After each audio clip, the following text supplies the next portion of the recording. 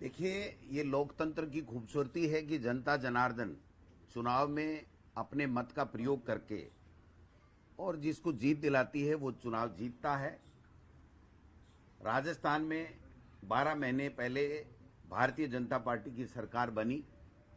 उसके बाद में एक उपचुनाव हुआ जिसमें चलते चुनाव में भारतीय जनता पार्टी ने मंत्री बनाया, उनको शपथ दिलाई, लेकिन जनता जनार्दन ने उनको घर बिठाने का काम किया।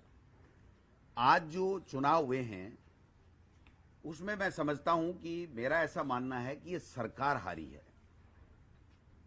भले ही बीजेपी के कैंडिडेट ज्यादा जीते हैं, मैं स्वीकार करता हूं, लेकिन सरकार हार गई क्योंकि जिस दोषा में किरोड़ी लाल जी की प्रतिष्ठा का सवाल, टिकट के लिए 3-4 महीने से उन्होंने आटी पार्टी ले रखी थी, वो कैबिनेट में शामिल नहीं हो रहे थे, इस्तीफा दे रखा था, और फिर पूरे उपचुनाव में उन्होंने एक दिन भी दूसरी जगह प्रचार नहीं किया, केवल और केवल दोसा संभाला।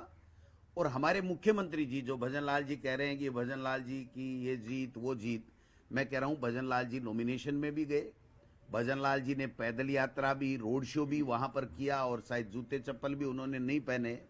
और जो प्रयास सरकार ने साम दाम दंड भेद जिसको कहते हैं, बूथ कैप्चर भी कराए, सब कुछ कराए, और अभी भी असफल प्रयास कर रहे हैं।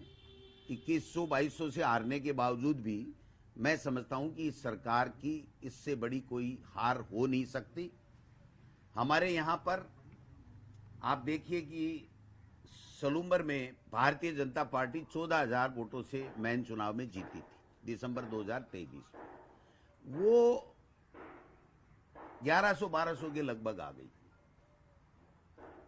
खींवसर का जो चुनाव था वो हमने एमपी चुनाव गठबंधन से लड़ा था, और गठबंधन में ईमानदारी के साथ में कांग्रेस के लोगों ने आरएलपी के उम्मीदवार हनुमान बेनीवाल जी को वोट दिए थे। अचानक हमने वहां पर, चूंकि गठबंधन नहीं हुआ, तो अचानक हमने जब उम्मीदवार दिया तो वहां पर लोगों ने 6 महीने पहले तो वहां पर आरएलपी को वोट दिए थे, तमाम कांग्रेस के कार्यकर्ताओं ने, वोटर्स ने, और उसके बाद में हम वो परिवर्तन नहीं कर पाए। वहां चुनाव दो ही हो गया कि हनुमान बेनीवाल जी को देना है या फिर भारतीय जनता पार्टी को देना है, इसलिए हम वहां पर कोई ज्यादा अच्छा परफॉर्म नहीं कर पाए। हमारे रामगढ़ में अच्छा चुनाव लड़ा हमने, हालांकि जो अभी समाचार आ रहे हैं अधिकृत तो नहीं हुई, लेकिन उसमें भी कांग्रेस पार्टी पीछे है। झुंझुनू और देवली उनियारा, ये हमारे लिए मैं समझता हूं कि एक चिंता का विषय भी है, और हमको इसमें मनन करेंगे, मंथन करेंगे कि इस तरीके से किस तरीके से परिणाम आए।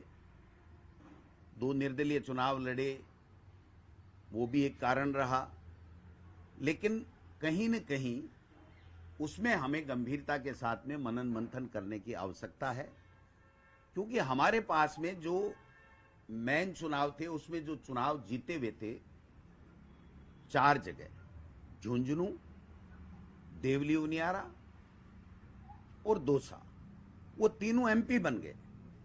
तो हमारे 1 नंबर के जो लीडर थे वो तीनों के तीनों एमपी बन गए। और उपचुनाव में चूंकि हमें सेकंड लाइन तैयार करनी थी, और 15-20 साल से वहां पर कांग्रेस के वही एमएलए बन रहे थे जो हमारे एमपी बने, तो उनकी भावनाओं को भी, उनकी अभिशंसा को भी, उनकी राय को भी पार्टी संगठन ने तवज्जो दिया, और उसी के मुताबिक हमने यहां से प्रस्ताव प्रदेश कांग्रेस कमेटी से भिजवाए, और पार्टी आला कमान ने प्रदेश नेतृत्व पे विश्वास करके उन्होंने उनको टिकट दिया। लेकिन मैं समझता हूं कि ये हमारे लिए गंभीर विषय भी है, चिंता का विषय भी है कि इन दोनों सीटों के ऊपर हम वो नहीं कर पाए जो हमें जीतनी चाहिए थी, हम नहीं जीत पाए। 11 सीटें एमपी की हम चुनाव जीते, सबने मिलकर काम किया, और इस चुनाव में भी हमने सबने मिलकर के काम किया। मैं किसी की कोई कमी बत्ती यहां गिनाने के लिए नहीं बैठा हूं, मैं तो पार्टी का प्रदेश अध्यक्ष हूं, तो मैं स्वयं ही अपनी जिम्मेदारी लेता हूं कि हम और कैसे बेहतर कैंडिडेट दे सकते थे या और कैसे बेहतर चुनाव लड़ सकते थे। इस दिशा में अब आगे संगठन को मजबूत करके हमको किस तरीके से काम करना है वो चीजें हम लोग देखेंगे। लेकिन ये जो भारतीय जनता पार्टी के नेता बड़ी बड़ी बातें करके मदन राठौड़ साहब जो कर रहे हैं, प्रेस कॉन्फ्रेंस कर रहे हैं, उन्हीं का कैंडिडेट उन्हीं के ऊपर आरोप लगा रहा है कि सरकार में बैठे हुए लोगों ने एक कैबिनेट मंत्री के भाई को चुनाव हराया। उनके बयान बोल रहा हूं मैं, दूसरे के बयान नहीं बोल रहा हूं। तो ये जो लड़ाई है, ये जो बातें हैं, कितनी सत्यता है कितनी नहीं सत्यता है, हमारे कार्यकर्ताओं ने जी तोड़ मेहनत की और 2 साल के अंदर हम चुनाव जीते हैं, जीत गए हैं। ये चाहे कितने भी रिकाउंटिंग की या असफल प्रयास कर लें, ये इसमें कामयाब नहीं होंगे, ये मैं निवेदन करना चाहता हूं। तो ये 2 चीजें थी। 84 में 70,000 से जीते थे, 23,000 पे आ गए। तो ये जो चुनाव होते हैं उपचुनाव, वो लगभग जो सरकार में होते हैं उनके पक्ष में जाते हैं, क्योंकि लोगों को ये लगता है ये 4 साल यही सरकार रहनी है, इन्हीं से हमें काम कराने हैं, ट्रांसफर है, विकास के काम हैं। क्योंकि आप देखिए पिछले समय 9 चुनाव हुए थे, उसमें से केवल एक भारतीय जनता पार्टी जीती थी, एक भारतीय जनता पार्टी जीती थी। एक समझौते के साथ में आरएलपी से गठबंधन था, तो हनुमान बेनीवाल जी के भाई जीते थे, बाकी सारे हम ही जीते थे, तो दूसरा थोड़ी जीता था। तो निश्चित रूप से थोड़ा सा एज रहता है सरकार का, लोगों में ये रहता है कि हमें काम कराने हैं और 4 साल यही सरकार रहनी है। लेकिन मैं ये कहना चाहता हूं कि सरकार ज्यादा खुश नहीं हो। इस 10 महीने में 12 महीने में उन्होंने कुछ भी नहीं किया है।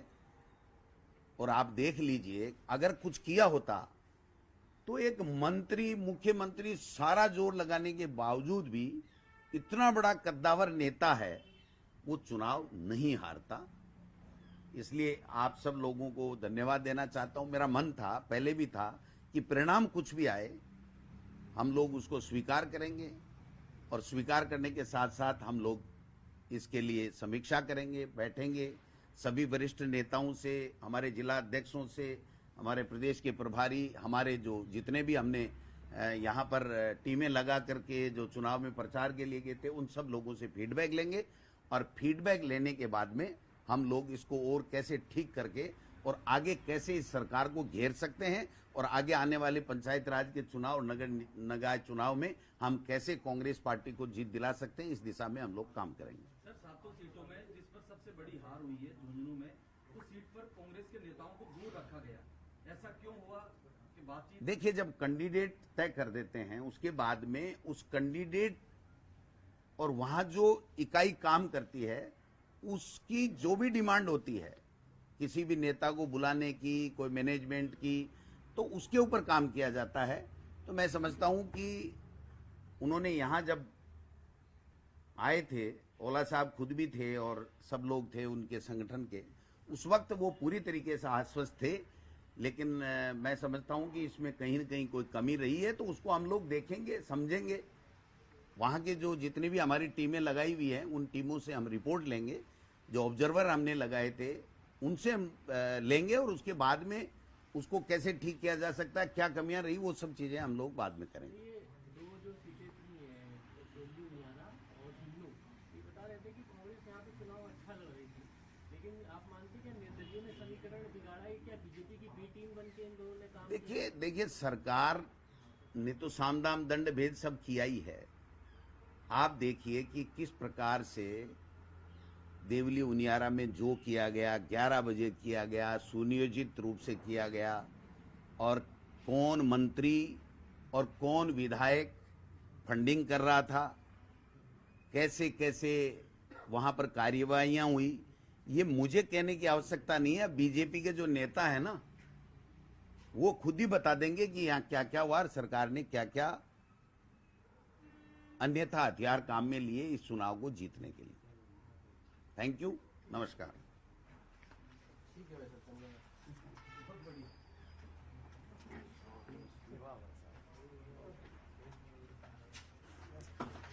ये है सबसे तेज